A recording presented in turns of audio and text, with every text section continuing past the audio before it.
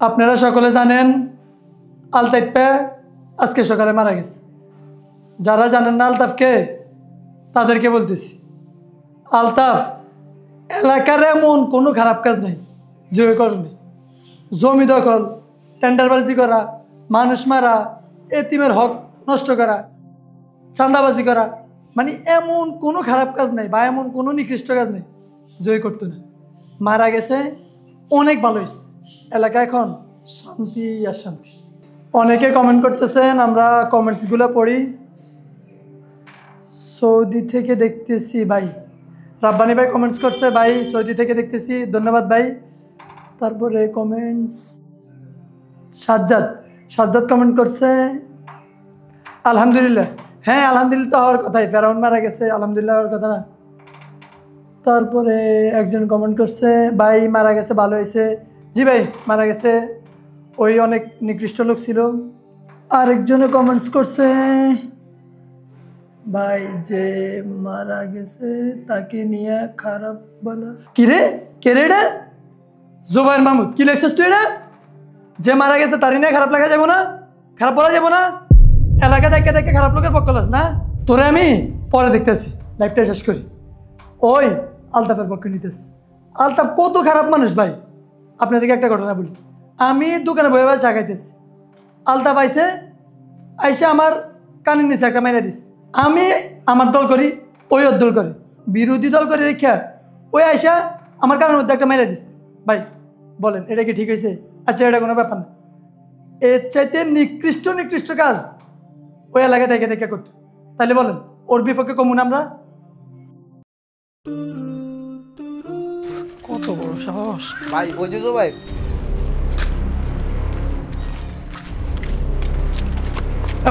তুই জুবাই না? জি ভাই। তুই আমার লাইভে কি কমেন্ট করছিস? কই ভাই? কি কমেন্ট করছিস লাইভে? হ্যাঁ কি কমেন্ট করছিস ভাই? ভাই তুই কি কমেন্ট করছিস তুই জানিস না? আলতাফ পারে নিয়ে আমি লাইভে গেছিলাম, এ মোবাইল দে। তুই কি কমেন্ট করছিস?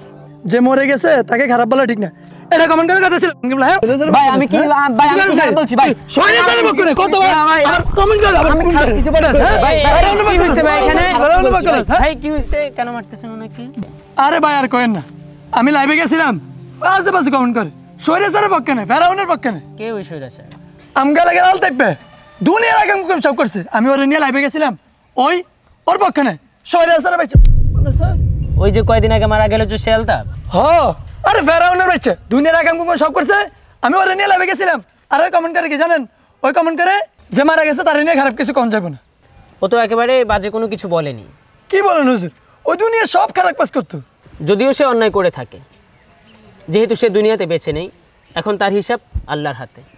আমাদের উচিত অন্য মানুষের আমল নিয়ে চিন্তা না করে নিজেদেরকে নিয়ে চিন্তা করা। সে যখন বেঁচে ছিল তখন তার অন্যায়গুলো নিয়ে প্রতিবাদ করতে কাউকে দেখা যায়নি, যেটা বেশি জরুরি ছিল। তাহলে শুনেন, আপনাদেরকে একটা গল্প বলি।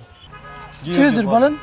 নবীজি সাল্লাল্লাহু আলাইহি ওয়াসাল্লাম হাদিস শরীফে বর্ণনা করেছেন, বনি ইসরায়েলের একজন বড় জালেম ছিল, যার নাম ছিল কিফিল, যার অন্যায় অপরাধ জুলুম অত্যাচারে এলাকার প্রতিটি মানুষ অতিষ্ঠ ছিল। কোনো এক কারণে কোনো একজন দিনদার মহিলা তার কাছে গিয়েছিল কিছু টাকা ধার নেওয়ার জন্য। সে তাকে টাকা ধারও দিয়েছে, শর্ত দিয়েছে তার সাথে রাত্রি যাপন করার জন্য। দিনদার মহিলা নিরুপায় হয়ে তার কাছ থেকে টাকা ধার নিয়ে ঘরে ফিরেছে।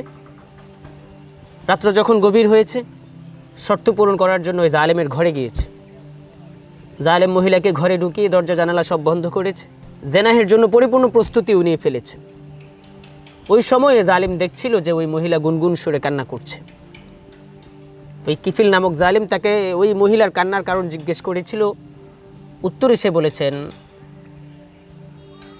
যে আমি পতিতা না, কিংবা আমি দেহ ব্যবসা করি না, ক্ষুধার যন্ত্রণা কিংবা অভাব অনটনের কারণেই আজকে আমাকে জেনাহের পর্যন্ত আসতে হয়েছে। আমি ভয় পাচ্ছি যদি আমার এই জেনাহের পরে ইন্তেকাল হয়, জিন্দিগির শেষ গুনাহ, জেনাহের গুনাহ নিয়ে কি করে আমি আমার রবের সামনে দাঁড়াবো, এই ভয়ে কান্না করছি। ওই দিনদার মহিলার এই কথা শোনার পরে কিফিলের অন্তরে কিছুটা দয়া হয়েছিল। কিফিল মনে মনে ভাবলো, যে মহিলা নিজেকে গুনাহের দ্বারা অপবিত্র করে নাই, তো আমি বা কেন তাকে অপবিত্র করব।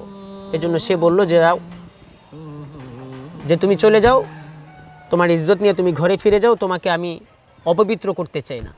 যে টাকা তোমাকে দিয়েছিলাম সেটা আমাকে ফেরত দিতে হবে না, সেটা তোমাকে হাদিয়া করে দিয়েছি। তো ওই রাত্রে মহিলা তার ইজ্জত নিয়ে ঘরে ফিরেছেন। সকালবেলায় চতুর্দিকে খবর ছড়িয়ে পড়েছে যে ওই জালেম রাতের বেলায় ইন্তেকাল করেছে। তো যেই তার ইন্তেকালের খবর শুনে সেই যেন বলে ওঠে, ভালোই হয়েছে জালেম মারা গেছে।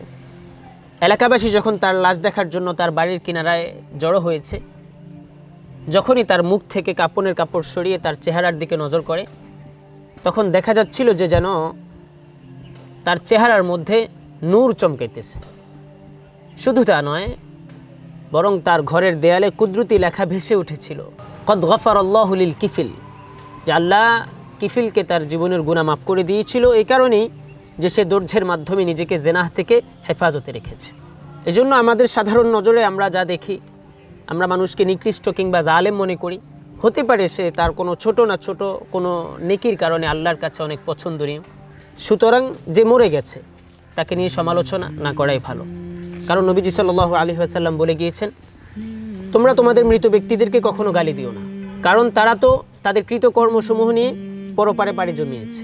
তাহলে হাদিস থেকে বোঝা গেল যে ও যে কমেন্টস করেছে খারাপ কিছু বলেনি। সুতরাং ভাই, আমাদের মধ্যে সামান্য বিষয় নিয়ে ঝগড়া করা উচিত না। জি হুজুর, আপনি ঠিক বলছেন। ঠিক আছে, তাহলে থাকেন, গেলাম। ওয়ালাইকুম আসসালাম। সরি রে, আসলে